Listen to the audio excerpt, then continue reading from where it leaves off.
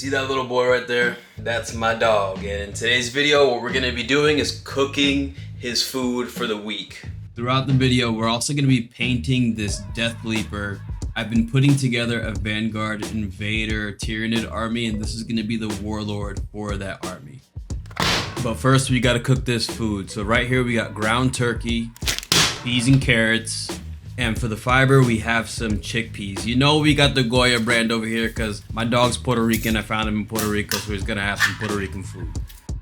Now, it would be healthier for me to prepare chickpeas from a bag. However, that does take a lot of time, and at this point in time, I don't have the time to prepare chickpeas that way. But maybe I can show you guys how to do that in a future video.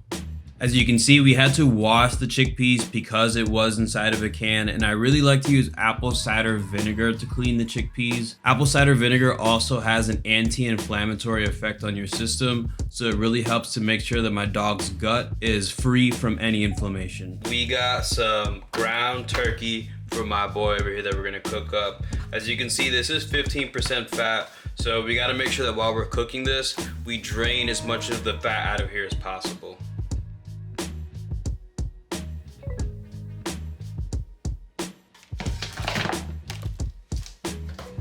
So now that we got this in here, we just gotta set the heat to something. I like to put it at 7. This is just like kinda hot. The point being is that it's not hot enough to burn this, but it's hot enough so that it cooks it evenly and allows all the fat that we need to take out to get out as quickly as possible. Now, while that's cooking, here's a little look at what my Tyrannids generally look like when I'm done painting them. The plan is to get this Deathleaper to look something like this. So we're gonna start off by using Iron Jaws yellow contrast paint and paint over the entire model. The other colors we're gonna be using later are darker than this yellow, so it doesn't matter where we get the yellow, we just need to get the yellow all over the model. So now that we're done covering the entire model in paint, we're just gonna let this dry and go ahead and check on the food real quick. So I want you to listen and notice. Woo! It's fogging up the lens. Well, you live and you learn, right? But I want you to notice that when you look at this from a distance so we don't fog up the lens again, look at all that fat. That's what we gotta take out. Now kids, or anybody who's looking to do this, make sure that when you grab the pot on both sides, that you're holding it with something that covers your hands so your hands don't get burned. I'm telling you, this thing is hot. And all we're gonna do is just pour all that fat into this bowl over here. And honestly, for me, depending on if I'm lifting or not, and I want extra fat in my diet, I just drink from this straight, depending on how much fat I want. But I'm only really doing that in the middle of me lifting a lot. Like if I'm not lifting 2 days a week, 3 days a week, I probably won't drink from this, probably just dump it outside. Either way, I'll probably just sip on this for the rest of the day just so I can get some extra fat in from my lifting session. But look at all that. All that fat is fat that's not going in my dog now, which I'm happy about. So here we go with the chickpeas. We'll just take these and just dump those inside. And then we got some peas and carrots that we're just gonna rip open because I don't feel like cutting it like a normal human. We'll just use our hands. And we're gonna dump this inside the food. Peas and carrots.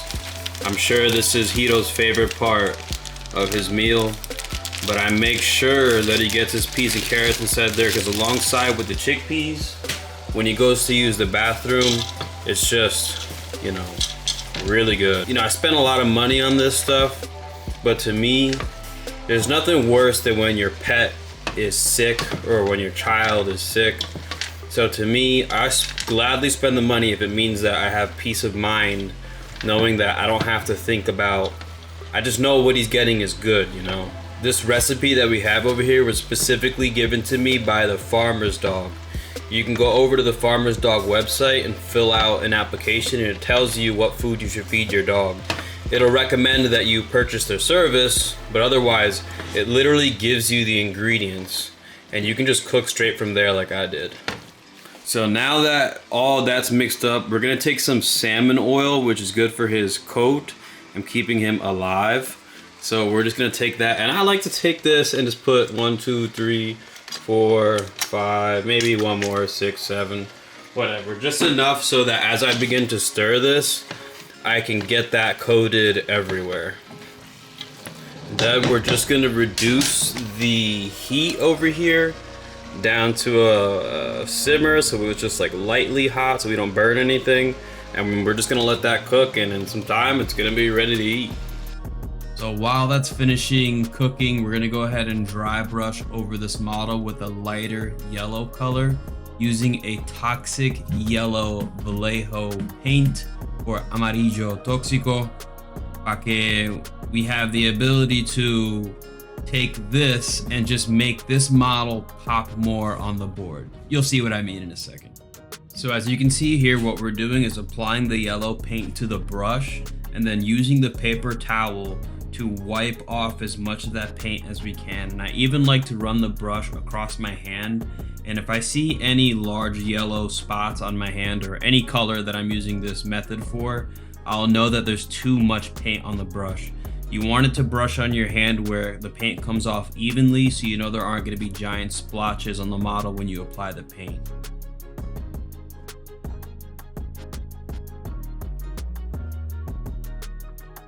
So as you can see, the model is a bit more bright. The yellow we put on earlier kind of acts as a shadow beneath the yellow that we just put on. And now that we're done with this, we're gonna go ahead and check on the food. So as you can see, his food is now done. Sometimes, guys, I feel like my dog eats better than me. We'll go ahead and give him a couple of scoops of food over here so that he's not too full. We also got to make sure that we add his probiotics to his food. And we got to make sure we add his greens. The greens are recommended by vets to support normal liver detoxification and to reduce oxidative stress. It has things like barley grass, alfalfa grass, sweet potato, basically things to help to support his system to make him strong. You can eat both.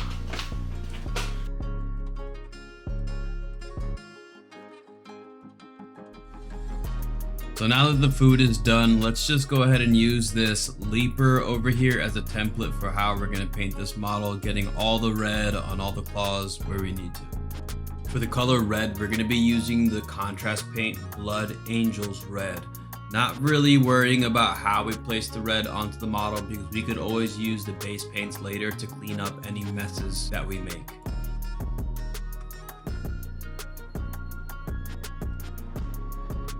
So now that we're done putting the red everywhere that we need to put the red, we're going to go ahead and add some purple to the tentacles over here in the front, just to add some contrast to the colors that we have on the model.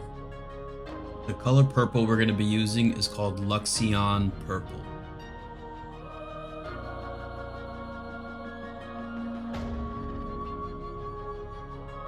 Now that we're done painting the tentacles, we're going to go ahead and add some Scorpy Green over the eyes, just to make the eyes pop a bit on the model in relation to everything else.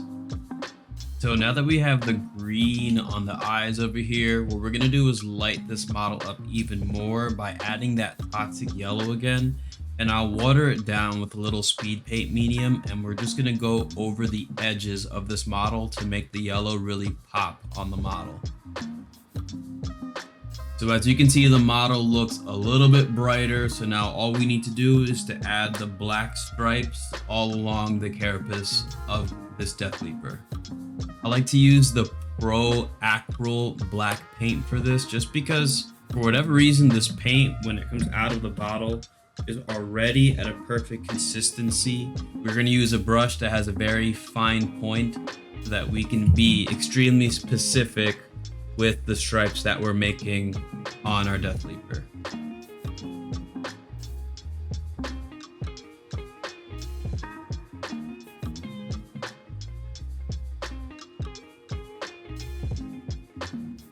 And here is the finished product for the Deathleaper.